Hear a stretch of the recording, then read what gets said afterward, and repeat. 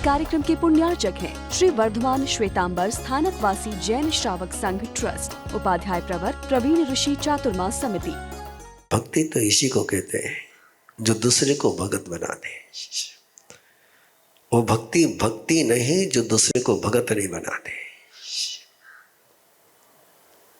वो कंकर होता है जो दूसरे कंकर को जन्म नहीं देता है। बीज तो वही होता है जो आपने जैसे हजारों बीजों को जन्म दे जाता है। तो सोचना है मैंने और आपने कि हमारी भक्ति कंकर जैसी भक्ति है कि बीज जैसी भक्ति है। एक बीज अपने जैसे कई पौधों को जन्म दे जाता है। एक कंकर कभी दूसरे कंकर को जन्म नहीं दे सकता है। एक कंकर की भक्ति ये चुपती है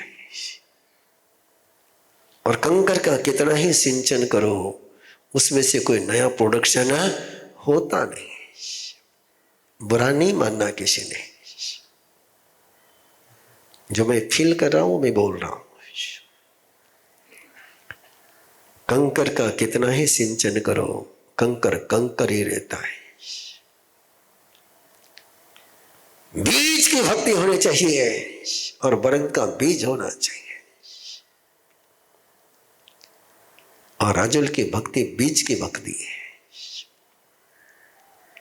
उसने अपने रंग में कईयों को रंगा लिया। रत्नी में चाहता था कि राजुल मेरे रंग में रंग जाए, लेकिन राजुल पर तो एक रंग चढ़ा हुआ था, उस पर दूसरा रंग चढ़ने का कोई सवाल ही नहीं था। ये जाता बार बार।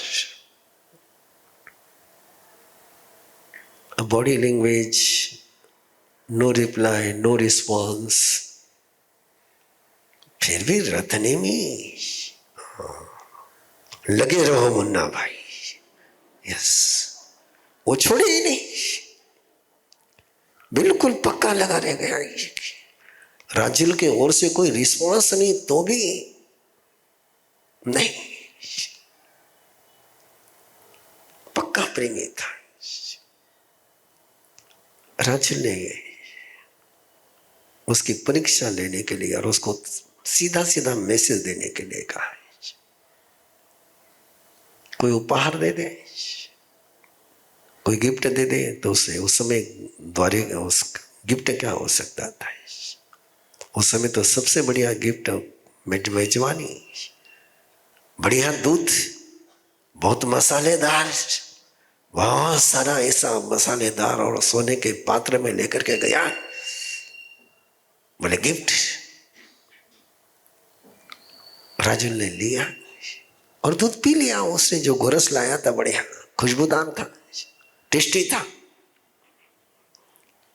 अब किसी प्रेमी की कोई प्रेमिका गिफ्ट स्वीकार कर ले तो प्रेमी तो को हाथ में आसमान आ गया। उसको लगा कि अब तो मामला फिक्स हो गया। लेकिन राजुल अंदर गई, मदन फल खाया। मदन एक फल आता है जिसको खाते ही उल्टी हो जाती है, और उल्टी करी और उसी सोने के थाल में, उसी सोने के बर्तन में उल्टी करी। रिटर्न गिफ्ट के रूप में रत्नेमी को दी।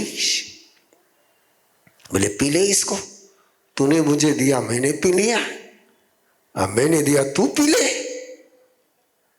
पात्र वही है। बोले क्या पीने की चीज है क्या?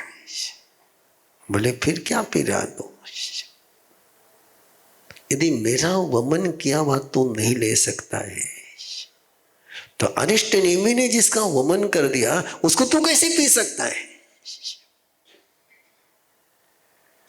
झटका लग गया, भयंकर झटका लग गया। ऐसा झटका लग गया, ऐसा झटका लग गया कि अक्ल ठिकाने पर आ गई। पर गहरा प्यार था उसका राजुल से। झटका लगने के बाद भी राजुल को दिल से हटा नहीं पाया है। जैसे अरिष्ट नेमी को केवल ज्ञान होता है, तीर्थ की स्थापना होती है, तो तो सैकड़ों सहेलियों के साथ राजुल दीक्षा लेती है और श्री कृष्ण वासुदेव तैयार है अभिनंदन करने के लिए। तरकन्ने लहू लहू, उसने जाकर के कह दिया बेटी जल्दी से तिर जाना। ये तो विशेषता है श्री कृष्ण वासुदेव की कि जिस रास्ते अच्छे रास्ते पर वो चल नहीं सकता, लेकिन जो चलता है उनका अभिनंदन करने में कभी कंजूसी नहीं करता। तय करने लो लो, और वो चल पड़े इस रास्ते पर। रत्नेमी ने देखा अब तो सारी संभावनाएं समाप्त, अब तो एक ही रास्ता है कि जैसे ये अरिष्टनेमी के रास्ते पर चली वैसे मैं इसके रास्ते पर चल पड़ू। उसने भी दीक्षा ले ली, वो भी योगी बन गया, वो भी संयमी बन गया। मजेदार बात हो गई, चर्चा हो गई,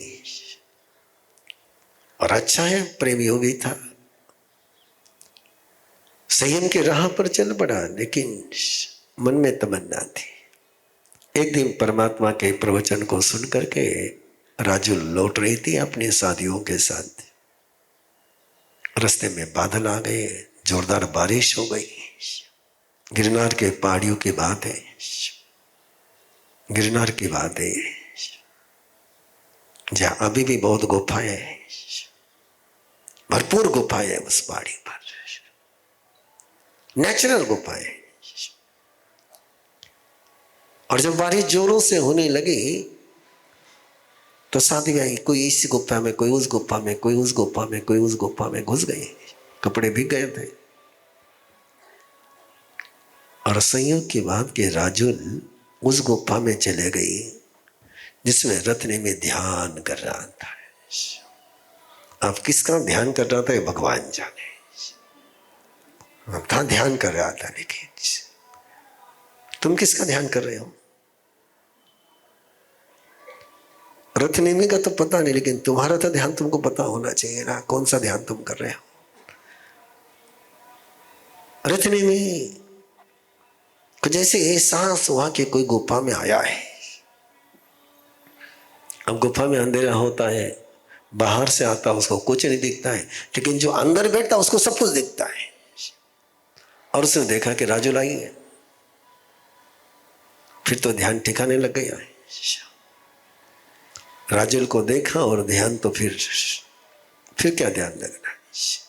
और उसने देखा कि राजुल ने कपड़े गीले उतार दिए हैं,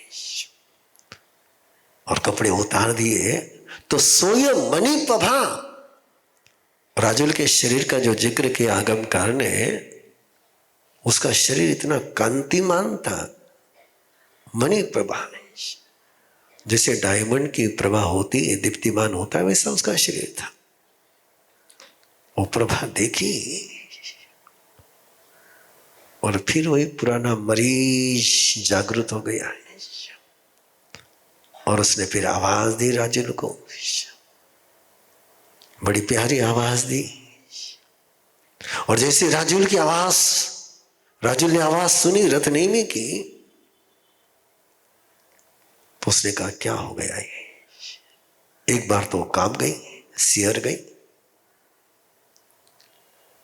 अपनी बॉडी को संभाला, शरीर को संभाला, संगोपन किया। और इधर रत्नेमी अपने गीत गा रहा है प्यार के, आजा बहुत दिनों की तमन्ना है, एक बार मैं तुझे पीड़ा नहीं दूंगा, सुख दूंगा। न ते पीड़ा भविष्य, तुझे किसी प्रकार की पीड़ा नहीं होगी। एक बार इस जीवन का आनंद ले लेते हैं, उसके बाद फिर परमात्मा के रास्ते पर चलेंगे। पहले इसका आनंद ले लेते हैं, फिर उस रास्ते पर चल पड़ेंगे। तुझे पीड़ा नहीं होगी, तुझे कोई कष्ट नहीं होगा, तुझे कोई वेदना नहीं होगी। न ते पीड़ा भविष्य, तुझे पीड़ा नहीं होगी। राजुल ने सुना और ध्यान में आता, यही वो भग्गो जो यम, पहले इसका भग्न हो चुका था। ये कोई पुराना मरीज है, कोई नया तो है ही नहीं बोले। और फिर उसने उसको कहा, फिर राजुल जो बोलती है और राजुल नहीं बोलती है, वो अरिष्ट नेमी की योगी बोलती है, योगिनी बोलती है। महाराजी मती नहीं है, उसके मुख से अरिष्ट नेमी बोलते हैं। और जब तक तुम्हारे और मेरे मुंह से प्रभु नहीं बोले तब तक तुम और हम प्रभु के है ही नहीं। राजुल के मुंह से प्रभु की वाणी निकले, संयम ते मरणम भवे, तेरे जीने से तेरी मौत बढ़िया है, तेरी मौत अच्छी है। धीरे तो तेजस कामे जो तम जीवी करना वंतम इच्छसी आवे हम संयम ते मरणम भवे। धिक्कार है तुझे, दुत्कार है तुझे, तिरस्कार है तेरा, अधम। जिसका वमन किया उसी को पुनः पी रहा है। मां कुले गंदना हो पखंदे जुड़िए मुझे, मैं वो नहीं हूं तू वो मत बन। दो प्रकार के सांप होते हैं, एक गंधन कुल का सर्प होता है, एक अगंधन कुल का सर्प होता है। ये जानकारी तुम्हें बाहर नहीं मिलेगी। सर्प दो प्रकार के होते हैं। एक सर्प होता है जो किसी को काट लेता है और कोई मांत्रिक यदि बुलाता है तो वापस अपना जहर चूस लेता है। और ये हमने देखा है, ऐसे मांत्रिक हमने देखे हैं। इंदौर में थे तब ऐसे एक आदिवासी व्यक्ति था जो कहीं चला जाता है, वहां पर सांप होते थे तो केवल एक छाबड़ी लेकर के जाता था और वहां जाकर के मंत्र बोलता और आसपास के सारे सांप जो है वो छाबड़ी में आकर के आराम से बैठ जाते थे और फिर वो छाबड़ी को लेकर के चला जाता था। ये मैंने 2004 की ये पेपर न्यूज, उस समय उसके पास कई लोगों ने, पत्रकारों ने इंटरव्यू लिया उसका कि विद्या तुम किसी को सिखा सकते हो क्या? बोले सिखाता हूं लेकिन कोई सीखने के लिए तैयार नहीं। बोले क्यों?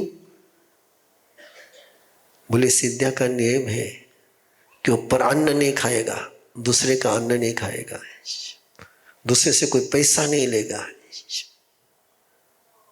अब आज के जमाने में तो सारा सीखते इसीलिए, पैसा कमाने के लिए।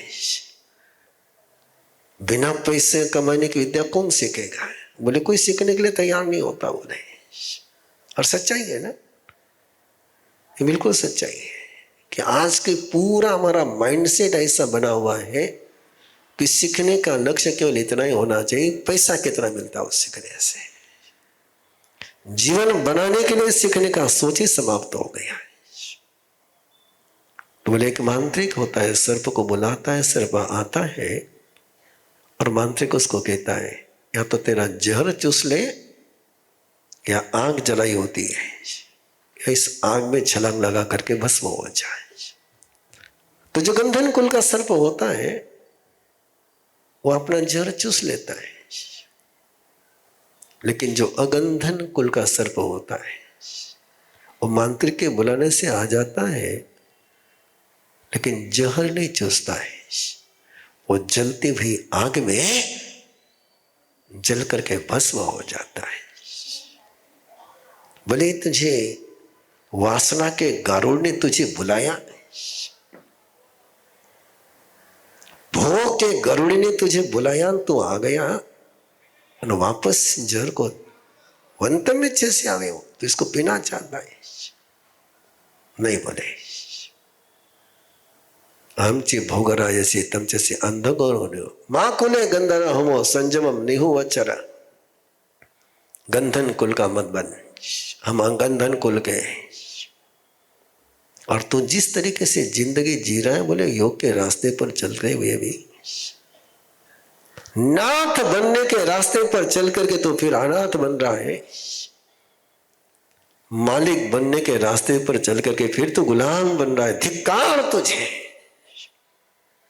तू तो केवल चरवाहा है, कौओं का स्वामी नहीं है। निस्सारो तो बैंक, आज की भाषा में बोलना हो तो तू बैंक का कैशियर है। कैशियर के हाथों से बहुत करेंसी गुजरती है, लेकिन एक भी करेंसी उसकी होती नहीं। और जैसे जैसे वो बोलती गई, नहीं वो नहीं बोल रही, कौन बोल रहा है? अरिष्टनेमि बोल रहे हैं। संजयायु सुभाषियम अंकुशेन जहां नागो धम्मे संपरिवायो। जैसे उन्मत्त हाथी को माहो जब अंकुश चुभ होता है तो कितना ही उन्मत्त हाथी हो तो तुरंत शांत हो जाता है, शांत हो जाता है, शांत हो जाता है। इतनी ही तमन्ना, इतना ही अरमान कि जब जब ये मन उन्मत्त हो जाए, प्रभु की ओर से कोई अंकुश आ जाए कि अंदर का सारा उन्माद ठिकाने लग जाए। और रत्नेमी का सारा पागलपन, सारी मूर्खता ऐसी निकल गई, ऐसी निकल गई, ऐसी निकल गई। इसके पहले राजुल ने समझाया था, अब राजुल नहीं समझा रही है, अब अरिष्टनेमि की योगिनी समझा रही है। और अरिष्टनेमि की योगिनी समझाए और कोई योगी नहीं बने, ऐसा कभी होता ही? और वो योगी हो गया है, ऐसा योगी हो गया, ऐसा योगी हो गया कि रत्नेमी मोक्षगामी हो गया है, केवली हो गया है, दोनों ही केवली हो गए। ये है आज के अध्याय का रस। 3 संकेत है, बड़े प्यारे संकेत है, कितने हजम होते मुझे पता नहीं। इस कार्यक्रम के पुण्यार्चक हैं श्री वर्धमान श्वेतांबर स्थानकवासी जैन श्रावक संघ ट्रस्ट, उपाध्याय प्रवर प्रवीण ऋषि चातुर्मास समिति, महावीर भवन, इंदौर।